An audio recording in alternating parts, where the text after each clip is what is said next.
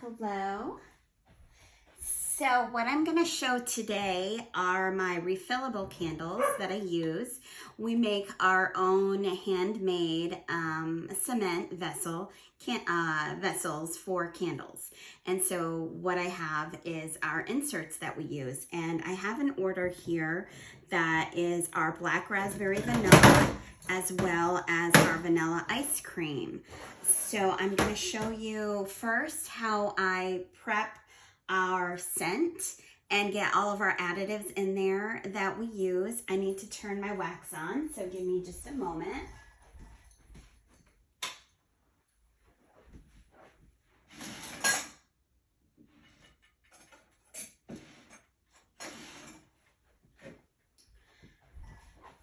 So I don't know how everyone does it, but I put my additives into my fragrances.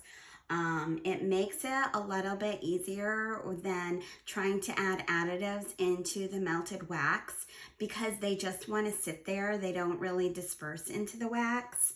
So I disperse it into the fragrance and then I get that mixed up.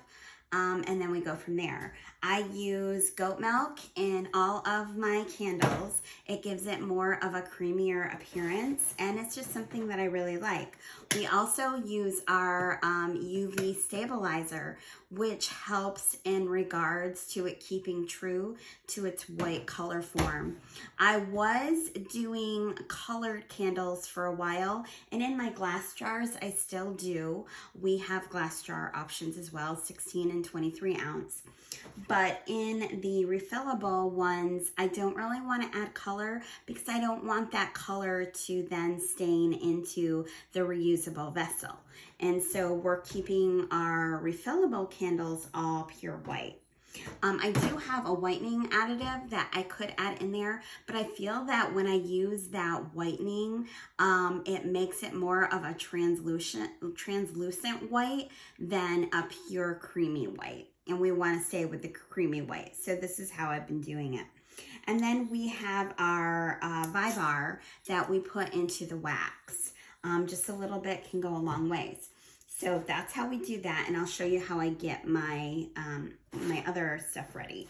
But first, we're gonna go ahead and take just a little. We have a quarter of a teaspoon, and I use about a quarter of this. It's a very little amount that we actually put into our. I'm gonna show you this. That's about what I want to use. And that's going to go into our black raspberry vanilla. And then I'm going to do the same thing with our UV stabilizer. It's about the same amount. And then all we're going to do is take a little whisk. And we're going to whisk and mix this all together so it gets all incorporated into the fragrance. And then once the wax is at temperature, what we do at that point is we just add this into the wax, and therefore you just have to stir the scent into the wax versus trying to get all of the additives also mixed in. It just kind of makes it a little bit easier. You can still see there are some little specks of additives, but not that much. That would have taken me a lot longer in the wax to be able to get that separated. So that's how we do that. So my next one is the vanilla ice cream. We're gonna do the same thing again with our UV and our goat milk.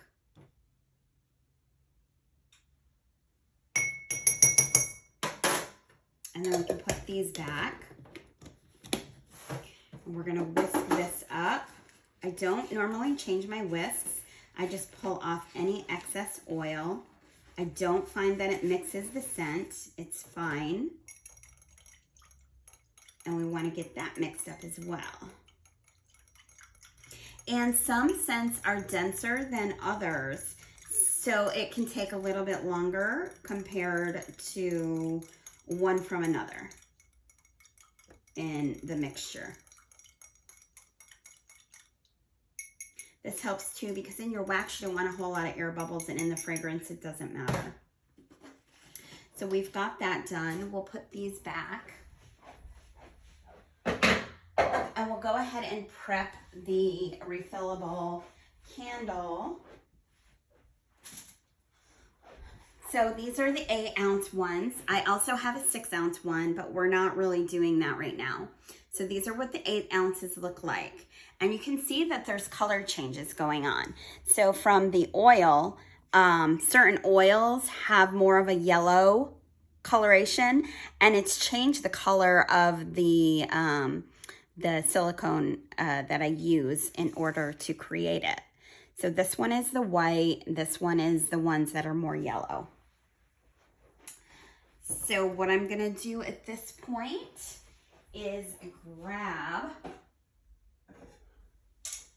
I have these that I bought for my glass jars, and I have been using them because they kind of sit perfectly and they hold my wooden wick. Mainly we're using wooden wicks on these.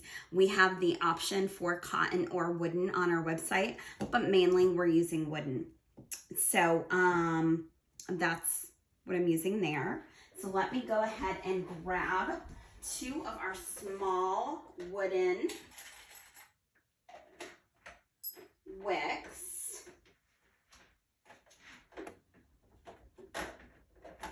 And I'm sorry, I misspoke. They are not the small ones. These ones are our extra small ones. And that is approximately what they look like. So what we're gonna do is we're gonna take the little clip that they go into and get those centered as well as we can. And then that's what you have. And then you're going to take it and just set it approximately in the middle. And that's going to hold it in place. So this is what it looks like.